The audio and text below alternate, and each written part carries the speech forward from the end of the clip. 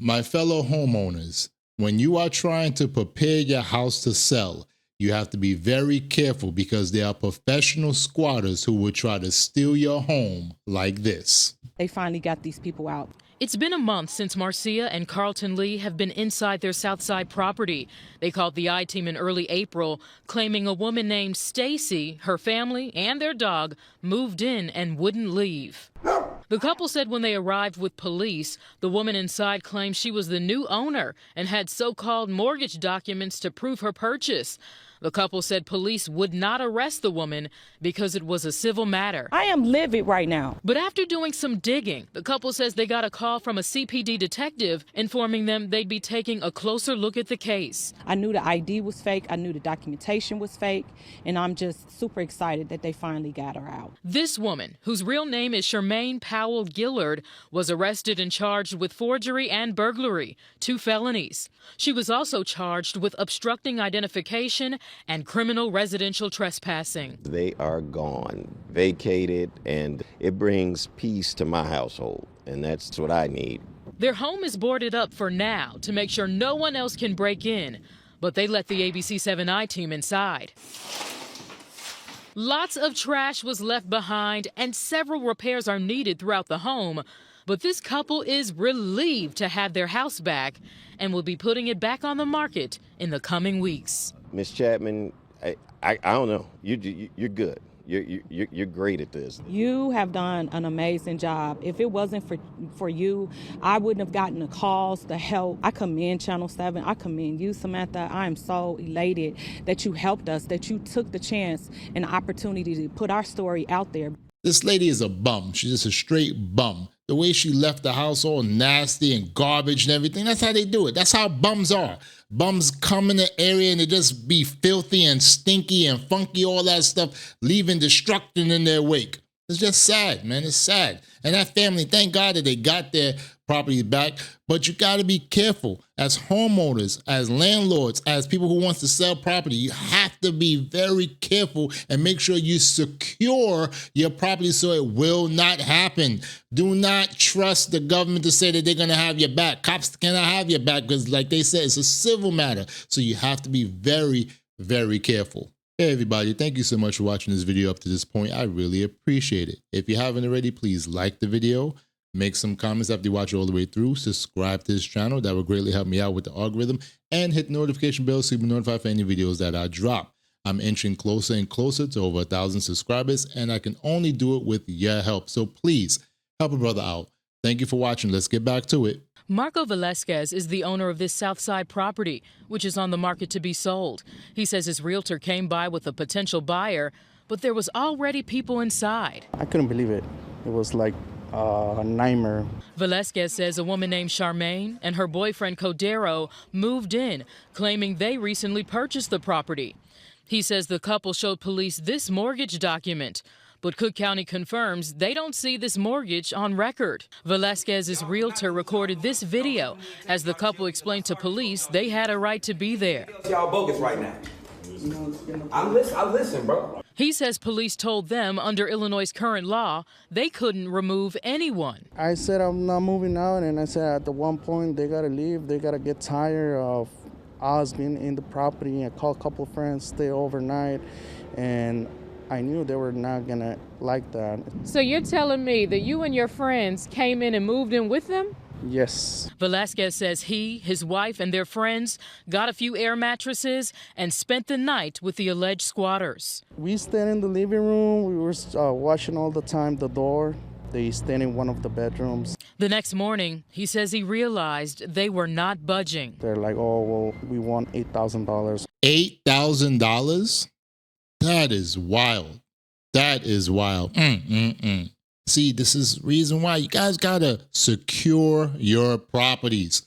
There are professional squatters who go around, see a house that's listed for sale, probably on Zillow, or probably the sign is in the front of the house, and they'll look and scope, because they got all day, because they're bums, they got all day, they'll probably sit in their funky-ass car and watch and see if there's any cameras and stuff like that, and they make sure that nobody's looking and stuff, and boom, they'll just break into the house at night, and that's it. And as you can possibly see, the house, it looks like a corner house. That's even worse.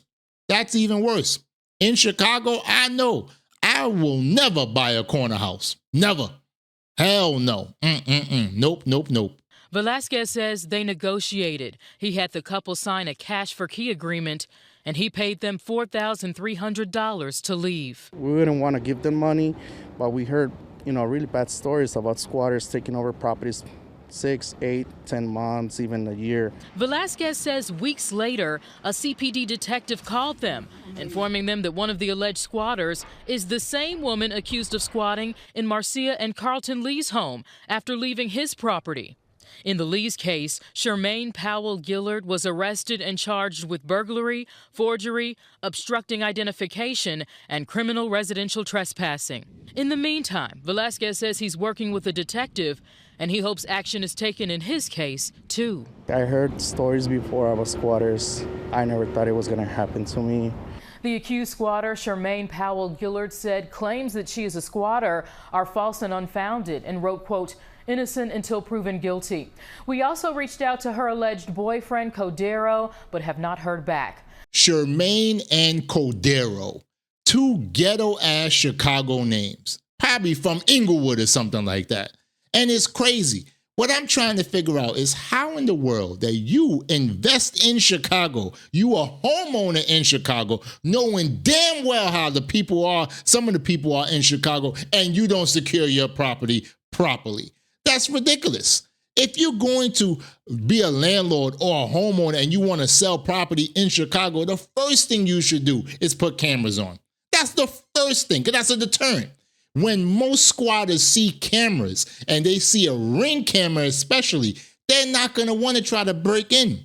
All you got to do is make sure all windows are locked and make sure you got a Ring camera in the front and the back of the dang on house. That way, if anything happens, you can instantly call the cops. The second thing that you got to do, and this is one of the most important things, my brothers and sisters, talk to your neighbors.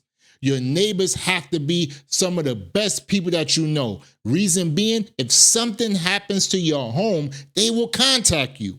And let's just say you may be an investor and you trying to, just fix up the place and stuff like that.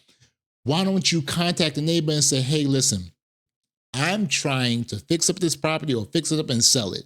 What I would like for you to do, if you can you please just keep an eye on this property? And once it gets sold, I'll hit you off with a little something.